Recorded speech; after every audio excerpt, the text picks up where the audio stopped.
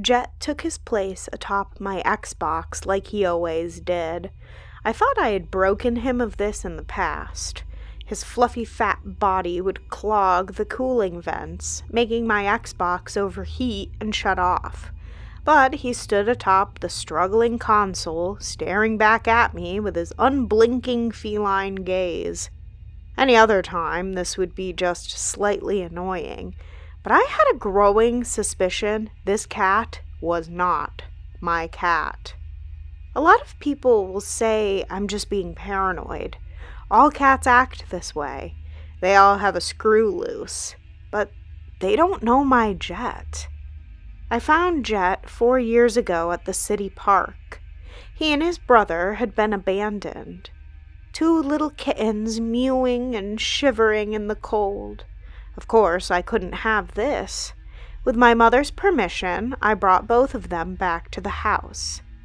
I had just gotten out of an ugly divorce and was living with my mother until I got back on my feet.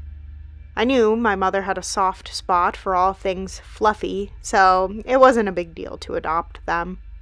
She was newly widowed, so we both welcomed more companionship. Jet was pure black, and his brother Spike was a gray tabby. They were named after anime characters by my nerd self. Mom just went with it, or was unaware of it. Spike, like his namesake, was rambunctious and always getting into trouble. Jet, though, was always timid and preferred to let his brother explore the world for him. They both grew to be rather large cats. Jet bigger than his brother, which made it all the more comical that Jet was the wimp of the two. I lived with my mother for another 1.5 years. At first, Spike was my favorite. His curious nature and friendly personality made it impossible not to like him. Jet was the opposite. For 3 months after bringing him home, he would, without fail, freak out and run from me every time I came back from work. He would hide underneath the couch and stare at me like I was a complete stranger. I finally broke him of his annoying behavior. I would fish him out and make him cuddle with me every time he had his freak out and fled from me. Something must have finally flipped in his head, and he realized I wasn't going to cook and eat him. But instead of just acting normal around me, he decided to go full clinger and stand me. Everywhere I went, he had to be with me. Going to the restroom would cause him to meow nonstop while bumping himself against the door. Everywhere I sat required his presence to keep me held down. And his fat self was addicted to cat treats, meowing insistently every time I walked by the kitchen. Long story short, when I moved out to live on my own again, he had to come. Mom believed he would have a nervous breakdown from separation anxiety if I left him. He was my fluffy, needy, tiny panther roommate. My apartment was relatively big for just me and Jet. I went for a 2-bedroom when all I needed was 1. But if I was going to be living alone again at 30, I wouldn't live all cramped up like I did in my 20s. So the extra room was an office/yoga/cat jungle gym room. I splurged on the multi-layered cat tree, even though he rarely was on it. He was always on me. But he was strictly an inside cat, and I left him alone a lot when I was at work, so I like to believe he used it when I was gone. I'd gotten a 9-to-5 job getting paid pretty well as a receptionist at a high-end medical clinic. I was beginning to enjoy my financial stability, my new car, being single, and basking in the light at the end of the divorce tunnel. Jet, Netflix, and Xbox was the only thing I needed at the time. But then, something terrible happened. I came home from work to find my apartment door wide open. My neighbor from across the hall was standing by her door waiting on me. She was holding her shivering dog in her arms, a Shih Tzu, I believe. "Oh, Glory, I'm so glad you're back," she exclaimed dramatically as she swooshed around in her robes to face me. her multiple bracelets and necklaces clattering. "Dear girl, somebody broke into our apartments." I dropped my purse by the doorstep and looked inside, a little dumbstruck on how to proceed. Good thing my neighbor continued her story after her purposeful dramatic pause. "I called the cops already, dear.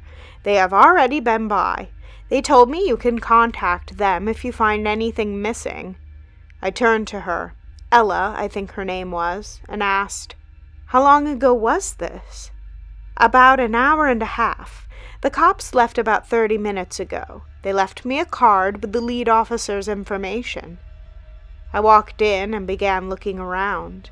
I waved for Ella to follow. She continued, "I was laying down from a headache, waiting for Frank to return from work. Usually I'm at the church for choir practice, and Max doesn't get home until after you. But I heard the door begin to rattle, like somebody was using keys on it." Ella was now in my living room while I did a quick search down the hallway. I hadn't noticed anything missing. Everything seemed to be the cluttered mess I had left it. I realized Ella had stopped with her story. I rolled my eyes and returned to the living room to give her my apt attention. As if on cue, she continued, "So, I put my ear to the wall and listened." Ella pantomimed, putting her ear against the back of her hand. "I knew my Frank wouldn't be coming home this early, and I knew he never carried around so many keys. Then, little Bit started barking." Her eyes widened dramatically, and she began petting her dog like it needed consoling. "Lil Bit never barks at his daddy like that." Her dog just stared at me and shivered. In my experience with the neighbor dog, he barked at anything and everything. He barked at night. He barked during the day. He barked every time I walked down the hallway.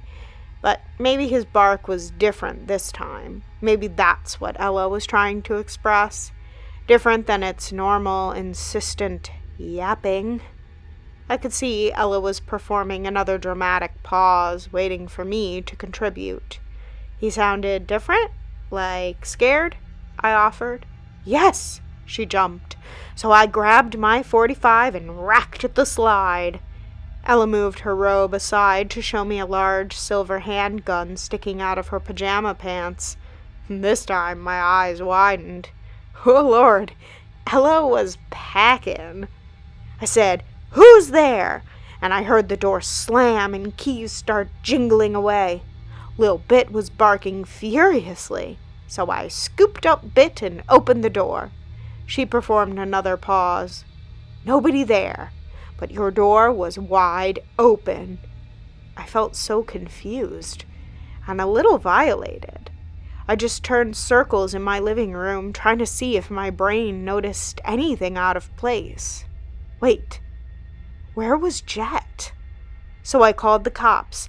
They did go in your apartment to see if anyone was hiding in there, and they contacted the landlady, Rachel, to see if any staff had permission to go into the rooms today. "Jet! Oh no, Jet!" I darted to my couch and looked under it. Nothing. I frantically called his name again as I ran to my room to check under my bed. He wasn't anywhere. There wasn't a lot of places for him to hide either. I ran back into the hallway in a panic. "Oh, honey, I forgot about your cat," Ella exclaimed. She began looking around her immediate area like Jet could be hiding right under her feet. I felt like I was going to hyperventilate. Who would want to steal my cat? No, that idea didn't make any sense. Nobody was stealing cats. Somebody just broke in and Jet ran away like the big wuss he was. But usually he just hid up under my bed when frightened. Why did he run out? I felt tears begin to swell in my eyes. It was just too much. The violation of my privacy. The thought of a stranger digging through my few remaining belongings. Now my cat was missing, either stolen or running scared around the neighborhood. He must be so scared. Before I realized it, Ella was at my side, comforting me. She must have seen my breakdown incoming. She led me to sit on the couch as I began to sniffle. I never saw your cat escape, but I wasn't watching the door the whole time. I walked away to get my phone and talk with the cops. We sat and talked for a while. She helped me calm down and come up with a game plan. She let me hold her dog as consolation. That's when I realized I liked my new neighbor. "It's Lori, by the way," I said during a lull in the conversation. Ella looked at me questioningly, then embarrassment covered her face. "Oh my God, dear, I've been calling you the wrong name all this time." I smiled and replied, "It's okay. It was never a big deal, so I didn't want to embarrass you. Besides, I thought it was kind of cute," I replied. Ella laughed and said, "I had a sister named Glory, and I'm getting old. Just answer to both of them for my sake, please." I handed Ella back her dog and gave her a quick hug. "I'll answer to anything that sounds close. Now, I need to search the neighborhood like we talked about. Jet could still be around." After I said goodbye to Ella, I grabbed a flashlight and headed outside. It was already close to 8 p.m. I was on the 3rd floor of the complex, but the hallways were open to the outside with stairways leading straight to the parking lot with no walls to separate the outside from the inside. Cool air blew through the hallways and my feet echoed off the cement floor. I made it to the ground floor and called for Jet, looking under and in between parked cars for a black cat hiding in the dark. I'd been at it for about half an hour when I noticed a maintenance van idling toward the back of the building. I heard the jingle of keys as 2 maintenance men came down the stairs carrying something. 2 more apartments after this. Mistress is making quick progress, more than half already. The conversation stopped as both men saw me. They were carrying a rolled-up carpet between them, but something heavy was clearly weighing it down, slumping in the middle. Both men were gigantic, at least 7 foot and over 250. They both were sweating profusely, their tan uniforms darkened by sweat. What shocked me the most was they both looked the same. Twins? It had to be. The only difference between them was one man had a fresh scratch going down his left eye, swelling it shut.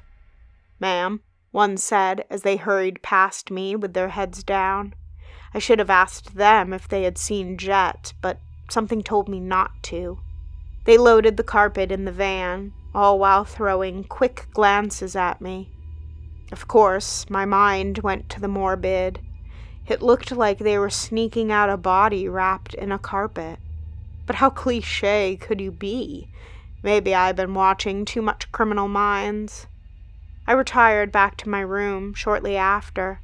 The whole thing had drained me physically and mentally. Sadness crept back in as my head hit the pillow. My poor little guy was out there all alone. I would put up posters tomorrow. A somber sleep overtook me. The next day at work, I printed out flyers with Jet's face plastered all over them. When I got home, I ate a Lunchable and took a quick shower. I figured I would be out for a couple of hours hanging up flyers and questioning neighbors, and I needed to be refreshed for the task ahead. I had my stack of flyers and was grabbing my keys from the counter to head out when I heard a soft knock at the door. When I answered it, I was met by the landlady, Rachel. Rachel was middle-aged, tall, and pale-skinned, her dark hair pulled back in a tight knot. She had a toothy smile plastered across her face that didn't show in her eyes. The sight of her was uncomfortable as she stood over me. When I opened the door inwards, she didn't step back to give me personal space. She just stood inches away from me on the other side of the door frame. An overwhelming scent of cheap perfume assaulted me. She must have dumped half a bottle on herself. Rachel blinked twice, then addressed me. "Good evening, treasured tenant. I heard you were missing a cat." her awkward smile still across her face. Yeah, how did you know? Rachel produced a pet carrier from behind her back and presented it to me. I actually had to step back to not be hit by it. I bent over to look into the dark inside. I saw 2 green feline eyes staring back at me. I quickly fumbled with the cage to let him out. I picked up his fat girth to hold him out in front of me.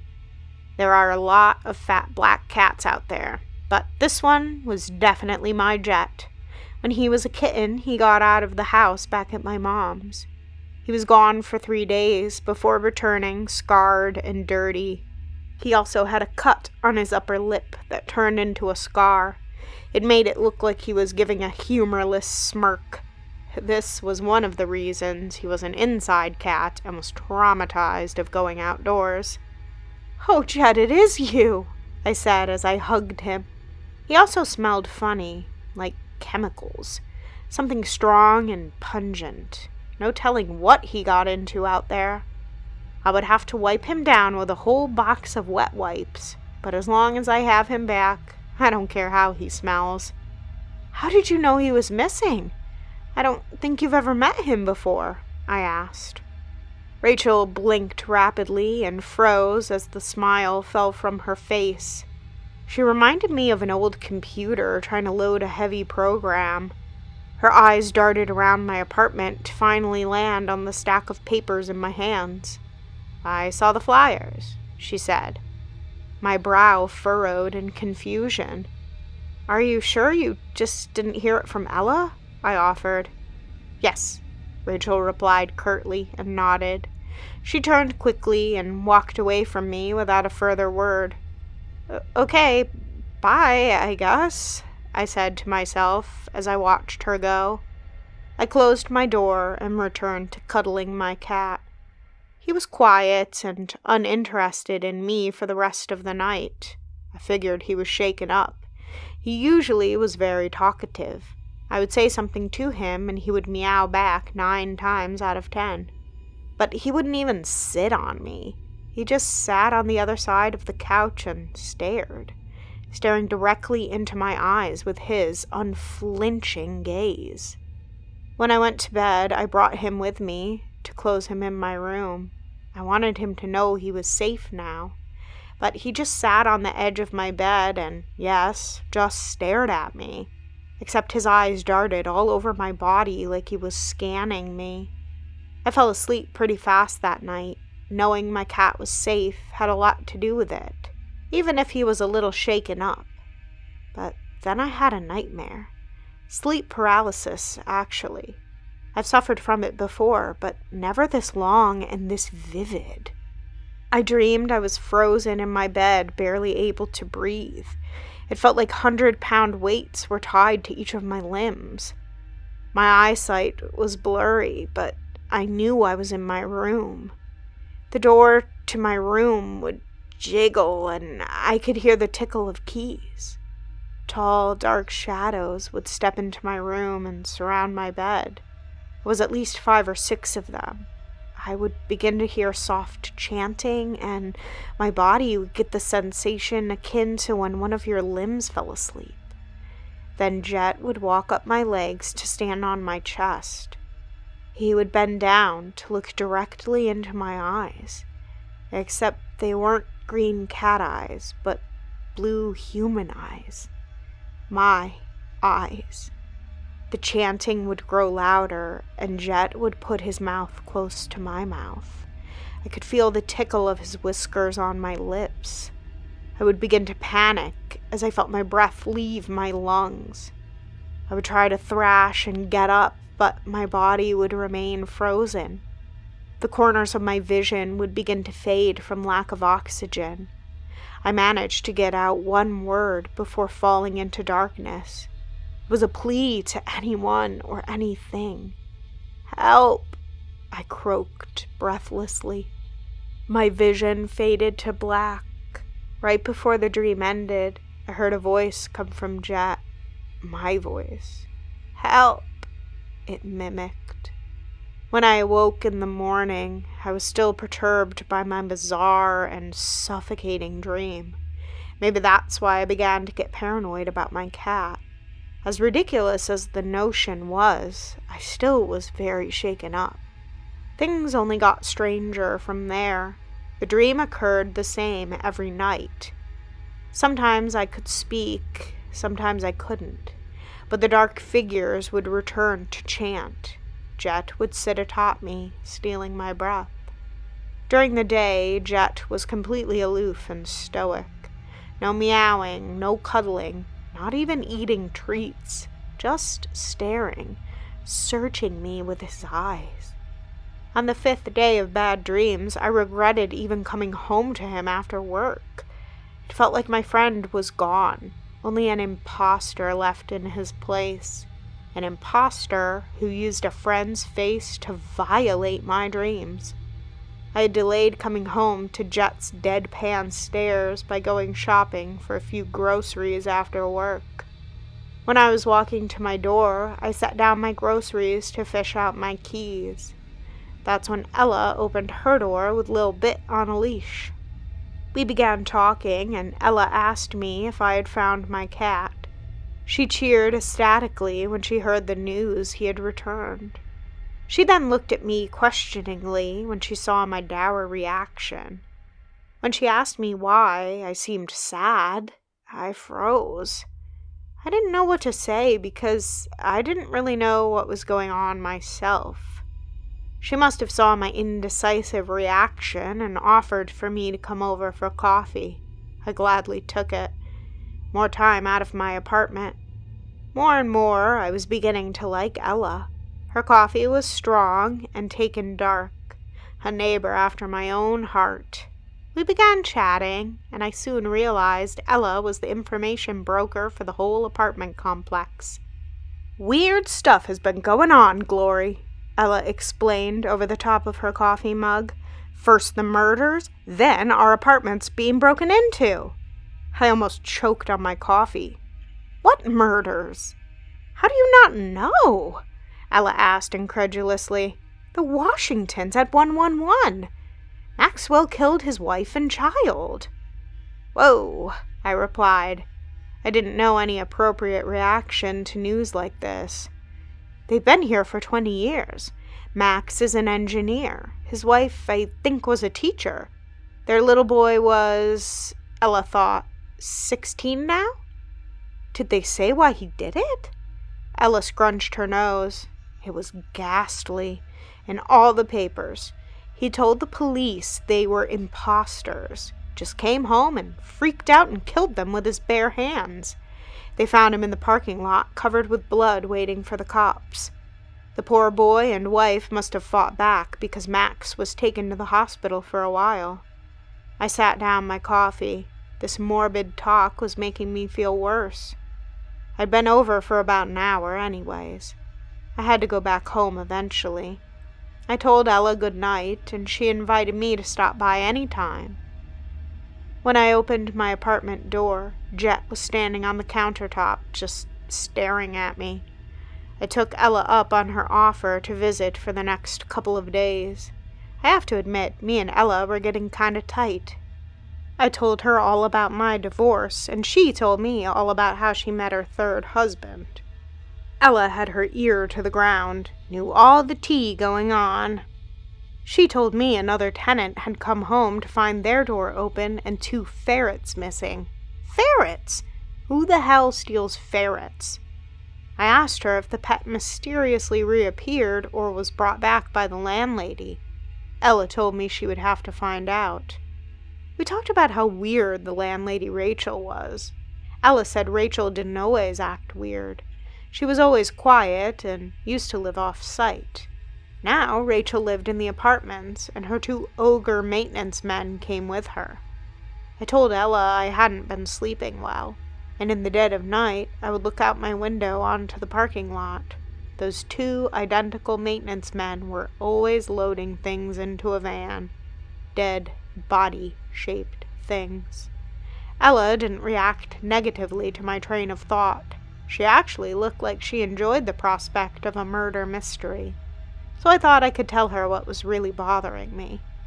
I think something is wrong with my cat. There. It felt great to say. It felt so great that I unloaded everything. Ella just looked more intrigued, so I told her everything. How Jet's personality completely flipped. The crazy dreams. The way he watched me. Ella just nodded unjudgmentally and let my crazy flow out. I let all my worries out and found I was out of breath at the end of my tirade. "Do you listen to Coast to Coast?" Ella asked flatly. "No, what's that?" "It's a radio broadcast that talks about strange things like what's going on here. It talks about UFOs, Bigfoot, purple-eyed shadows, black-eyed children, and doppelgangers." She put emphasis on the last word. "Doppelgangers?" I repeated. "Ella, do you believe this stuff?" Ella cocked her head. "I would like it to be true. You know, even the bad stuff. Even if just 1% of it is true, it would mean there's more to explore, more to discover." I almost laughed. "So you want to believe?" I asked. Ella just nodded sincerely, not getting my X-Files reference. "I've experienced some unexplainable things in my life, and Frank has a terrifying story about black-eyed children. I'll have him tell it to you when he gets home." "Oh no," I said, waving my arms. "I don't need to hear that before I go to sleep." We both had a laugh, and I grabbed my purse and stood up. My nonverbal cue I was needing to go. Ella stood up with me and grabbed my hand with both of hers before I turned to leave. Frank is changing the locks in the apartment tomorrow. Rachel will notice if I change the lock on the front door, but screw her. I want to feel safe in my own room. And he's also installing a camera for inside. She pointed along the roof of the hallway. If someone breaks in, we'll catch them on video. I can get Frank to do the same for you. I told Ella to price the camera and lock for me, and I would think about it. I didn't know if I was fully ready to put the tinfoil hat on just yet, but at least I had options. So I slid into my apartment and fell on my couch. I kicked off my shoes and closed my eyes, but I could feel another set of eyes upon me. I opened mine to see Jet sitting atop my Xbox. So now you know my story, my paranoia, my sleep deprivation. I wondered if I fell asleep on the couch if the nightmare would play out here. I sit up straight. I fish around in my purse to pull out a new collar with a bell on it for Jet. I was tired of him sneaking up on me. Maybe hearing him coming would let me feel a little more in control. I slipped the red collar over his head. He hates it. He shakes his head furiously and paws at it, jingling all the way.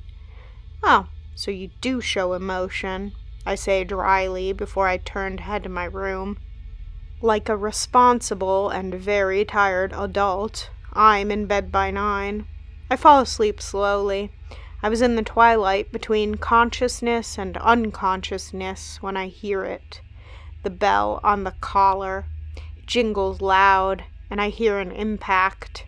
The sound of the collar hitting a wall. Oh well, I think. Dummy must have run into a wall. But it sounded like it was thrown, like it wasn't attached to a fat cat body. Maybe I should go look, but I feel so good in my bed. Sleep is about to take me. I'm just barely awake, but not recording anything. Then I hear it, a chilling sound that makes my hair stand on end. A sickly female moan, and it's close. My eyes open and my heart starts pounding. I lay frozen in bed, unwilling to move. Maybe I dreamt it, a dream you swear you hear out loud. I hear the subtle sound of my faux leather couch cushions rubbing against something. Was somebody on my couch? I had to check, or run to Ella's. I get up and slowly walk down the hallway. I see Jet's red collar snapped in half and laying at the end of the hallway. I smell a pungent chemical smell wafting by me. I slowly make the corner to peer into the living room. What I see freezes a scream in my throat. Sitting on my couch is a naked, slim, white female with dark hair matted over her hanging head. The woman is slimy, with patches of dark fur matted in blotches all over her body. The woman looks up to stare at me with green eyes, and with my face. She stares at me unblinking. When she finally blinks, her green eyes turn to my blue eyes. I can't believe it. This is crazy. It's a dream. Oh God, please let it be a dream. Where is Jet, and why does this girl look exactly like me? I refuse to think Ella was right.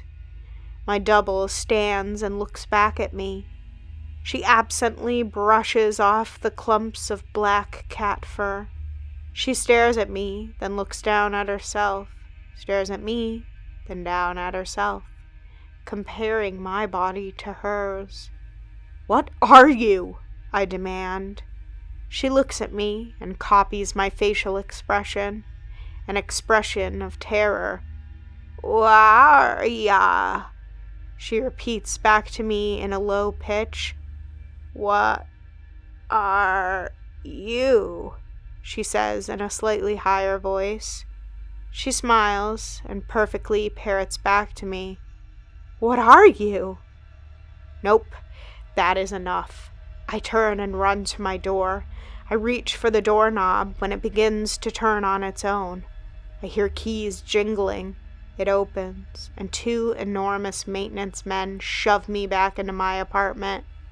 They stand as guardians blocking my exit.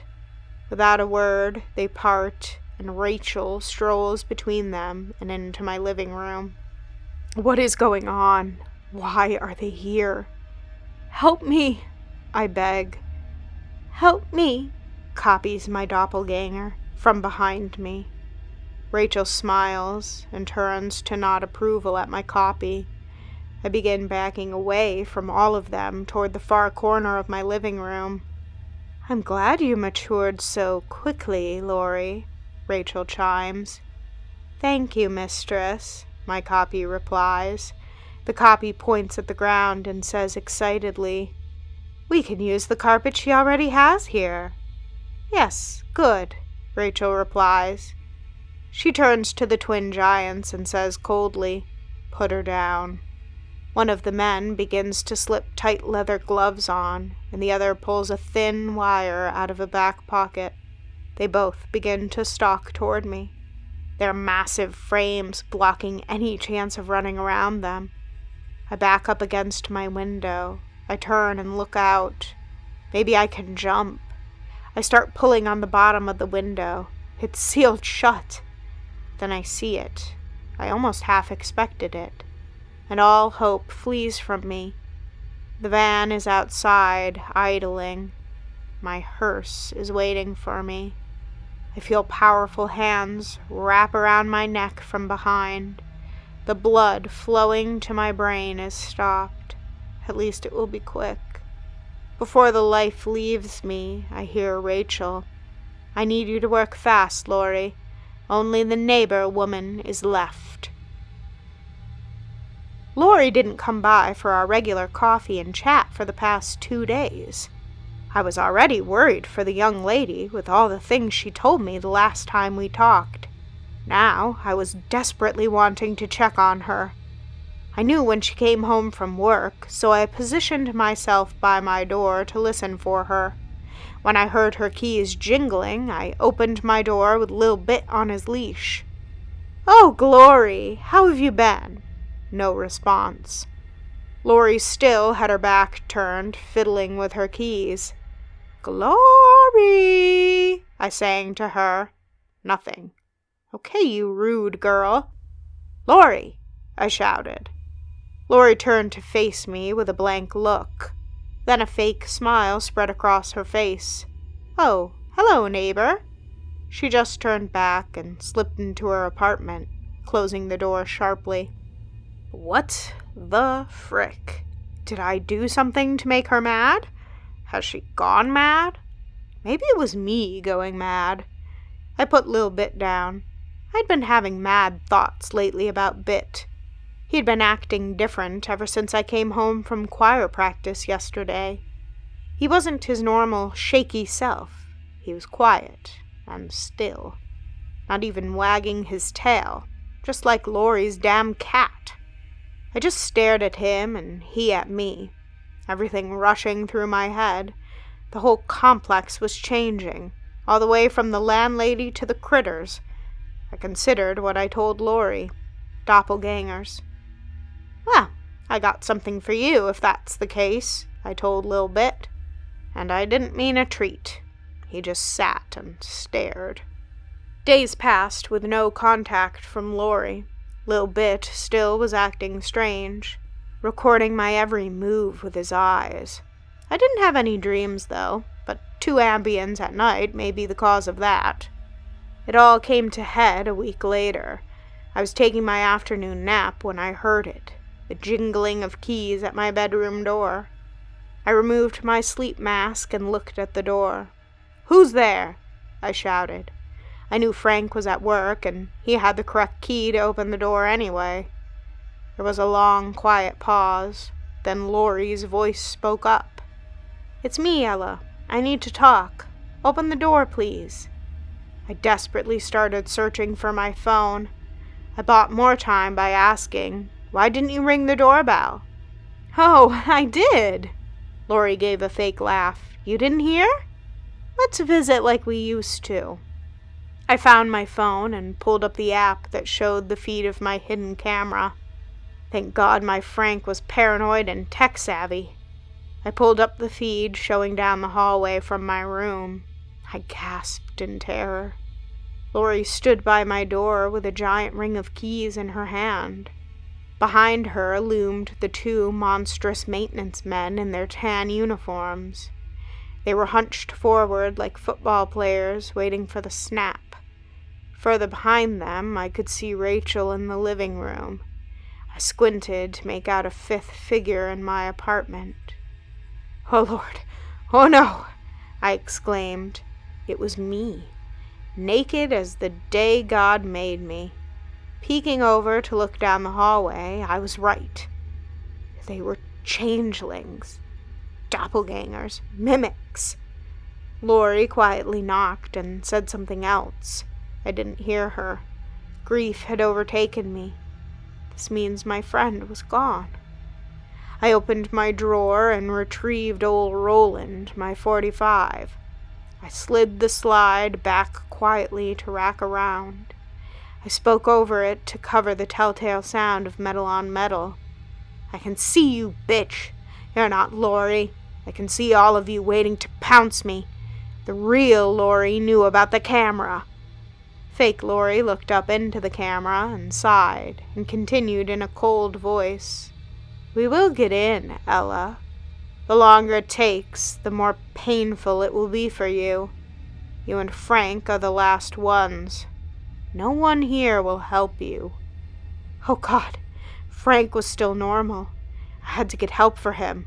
I may be lost, but maybe I could save him.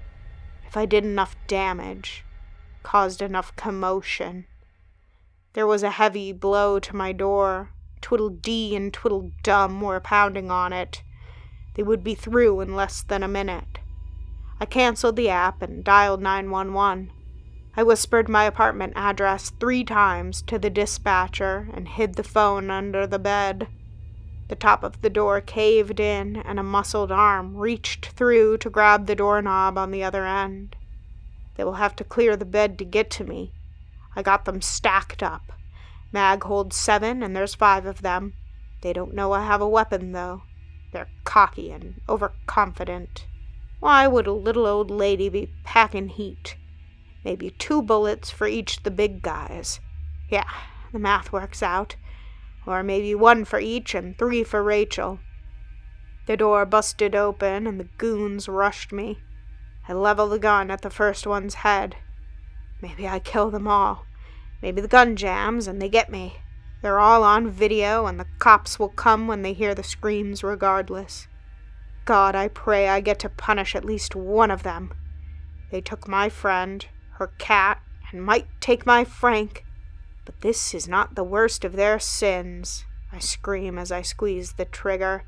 They took my dog!